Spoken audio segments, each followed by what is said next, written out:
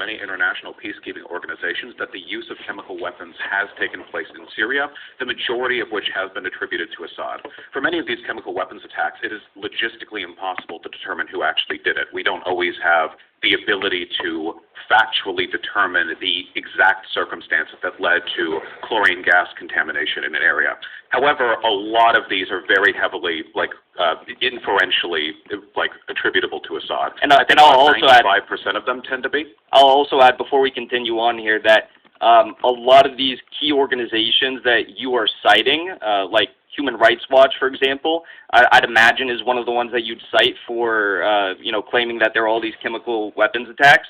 They all differ in how many actually took place based on the evidence and the validity of it. So some of these groups allege that there were over 300 chemical weapons attacks that took place. Some allege that there are only 30, and even in those 30, that there's still huge problems with the amounts that, or the evidence that's used to suffice the claim that Assad was responsible. So I think we can both, argue our heads off on these previous chemical weapons attacks, but what we came here to talk about today was the OPCW cover-up scandal in Duma. The cover-up scandal is a pretty strong term. But anyway, I think it's interesting that's what the whistleblowers allege. When pointing out the fact that there was a tremendous amount of evidence of previous chemical weapons usage by Assad in Syria, you instantly leapt to his defense. Wait, hold on. It's always alleged, because he denies all of it. No, if it's definitively proved, then it's not alleged. It's interesting that you don't call yourself an Assad defender when your apparent defense of the regime extends beyond the one incident where we have whistleblowers from the OPCW, but extends broadly to the entire range of information we have on the subject. Again, this isn't what the debate is supposed to be about, and conspiracism is always like a rabbit hole because, again, I've argued with Holocaust deniers. Did you know there was one investigation from the Red Cross that found that there were no deaths at this camp back in 1933? That's curious. You can go down to forever, but if you want, you can take a look at the use of chemical weapons in the Syrian civil war. I'll put it this way, okay? The use of chemical weapons has been so significant and so extensive and so well documented that to falsely attribute all these instances to Assad would require a greater false flag operation than literally any other effort in human history. I would believe that as readily as I would believe that the existence of Auschwitz-Birkenau was faked by Jewish American journalists who were planted at the scene and took photos of a summer camp and put iron rod fences around it to convince Westerners that the Holocaust happened.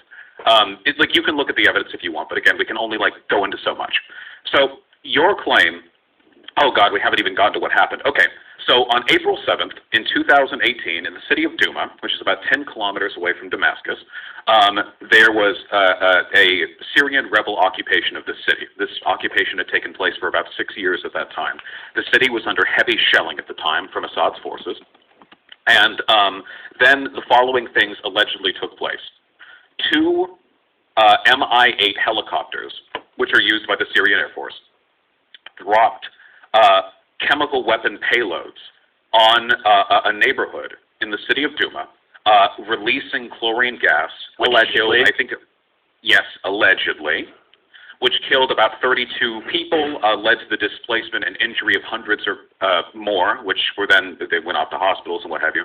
And keep in mind that the key investigators who are on the ground in Duma, they can prove beyond a reasonable doubt that the helicopters that were claimed to have been seen did not drop any of the cylinders that were seen on the sites.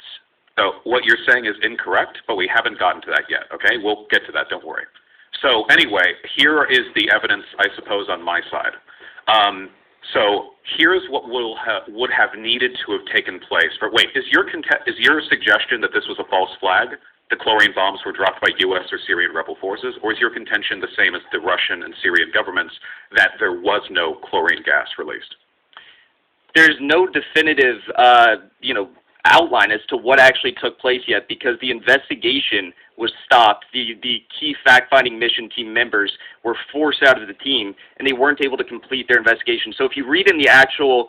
That's also incorrect, but I'm asking you. No, it's not incorrect, Vaush, but happen? Listen, Vaush, you're the one who's spent all last night on Wikipedia reading about this for the first time. We haven't gotten to the actual let me finish my point. Okay. So, if you read the first draft report, you will find that they left open multiple different avenues or opportunities as to what could have actually taken place in Duma and what was responsible for the alleged attack.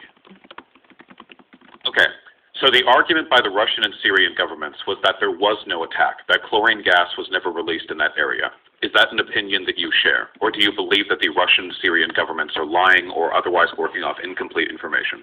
According to the investigators who are on the ground, there is the potential that there was a non-chemical related attack.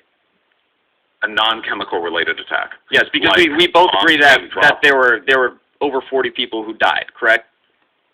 That is correct. So bombs were dropped, or what kind of attack? The city was being shelled at the time. Are you saying that it was artillery fire?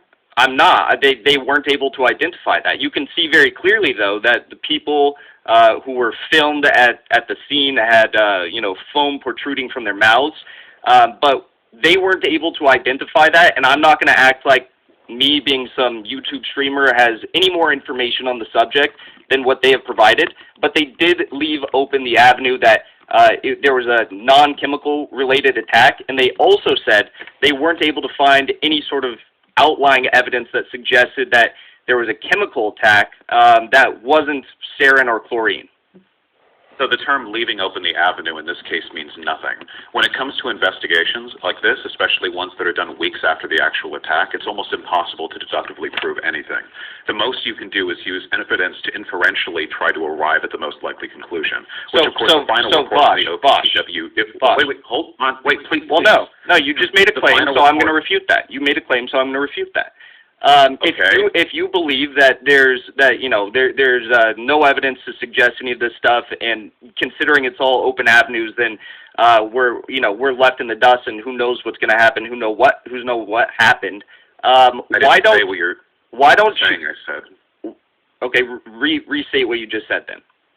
I said that when it comes to investigations on the ground that are done weeks after an alleged chemical weapons attack, it's very rarely possible to definitively prove anything. The statement leaves open the possibility or leaves room for doesn't really mean much in this case, because potentially they could leave room for anything.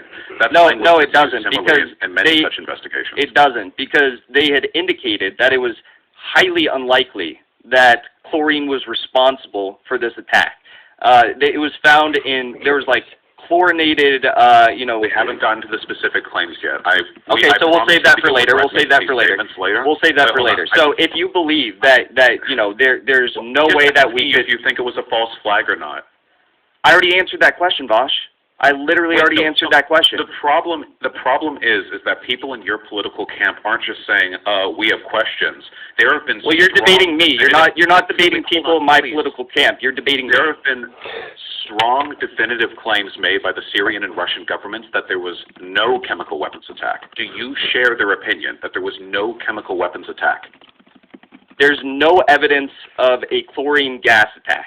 They left open the opportunity that there was a non-chemical related attack. That's what the investigators... forces? They didn't insinuate who could have been responsible for the open avenue of a non-chemical related attack. The investigation was compromised by OPCW executives before that could have taken place. Okay, we'll get to that, don't worry. Okay, so your argument then is that there was no chemical weapons attack, but there may have been a conventional attack. No, that's not what I just said. Okay. Would you mind repeating? Because I need you to commit to a position. Because if your position here is we have questions, then I don't even have a position to attack, and I'll just list out all the evidence. So Vaush, this is the third time I'm going to have to answer this question. The inspectors told us that there was no chlorine gas release that caused this attack. That's what the evidence shows us. The first interim report, or the first interim draft report. The draft report. You mean the unreleased report that was not representative of the entire opinion of all those present? The one that was drafted by the, what was it, Investigator B, the Alex character?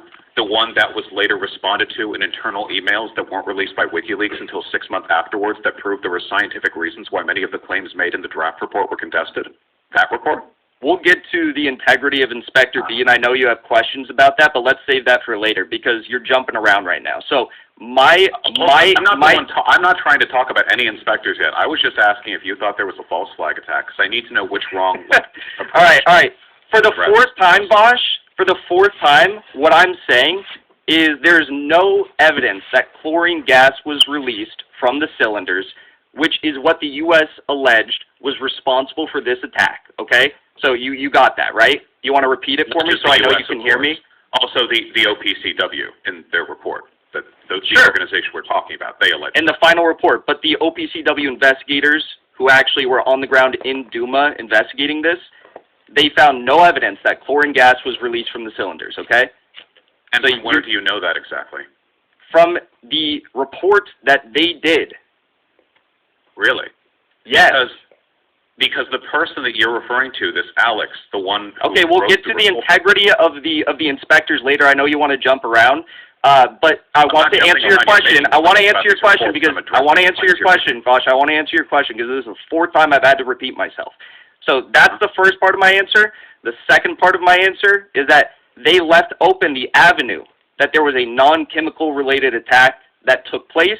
They didn't allege who was potentially responsible for that potential non-chemical related attack, and they also left open the potential for there to have been a chemical attack with a chemical that was not identified on the scene, though they noted that that was highly unlikely. So your argument, the reason why, like, you and people who agree with you call people like U.S. State Department shills who want war with Syria is because you have the incredibly bold position that there was a possibility that some other explanation may have been left open in an interim draft report that was later contested through internal documentation that was kept secret from the public for months and then released in full and responded to in a final report. Your claim is that in an initial draft there was a possibility of there maybe being another case. You don't have any stronger claims to make than that. What I'm alleging, damage consistent with the drop of those. Oh, no, we'll get to that. We'll get to that. Out of their mouths. We'll get to that, Vaush. Corrosion of the metal or the hydrochloric acid or the hypochloric acid that was present at the location. Vaush, if you just want to throw out stuff really quickly without actually going through each point, I can do the same. I can do the exact same thing. I won't give you any opportunities to. Okay, so let's just go over it then. Okay, so let's. Wait. Before we do, there's one last thing I want to say because you continue to say that the inspectors, the original report, the original draft reports, as you cite it, and you try to insinuate that because it's a draft, it's not valid, even though it was peer reviewed by 4 other team members. And also, none of the points have been refuted by OPCW executives in that draft report. Yes, they were. By OPCW executives, do you think they've been refuted? In internal email documentations, they responded to claims made in that draft document, and the final one included many passages which addressed concerns levied by the draft report you're referring to. Yes. Really? I would love to see that because what By the way, reviewed doesn't mean accepted. That's why it wasn't published. No, it wasn't published because they omitted key information